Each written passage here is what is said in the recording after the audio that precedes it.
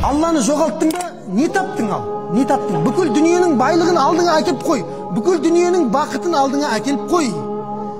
Алла Тағала Құранда айтады, кімде-кім біздің аяттарымыздан, яғни бізден бас тартса, маишатан донка дейді. Әбігей, не дейді? Әбігер өмір, шаршаңқы, бақытсыздық өмірге беріп қоямыз оны дейді.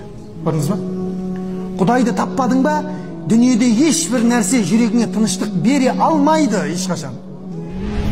Баланың көптігі, малдың көптігі, мансаптың болуы, немесе басқа да тағы дүниедегі түрлі нығметтердің болуы сіздің жүрекке ешқашан тыныштық әкеп бере алмайды, егер де ол жүрек Құдайдан алыстап кеткен болатын болса дейді.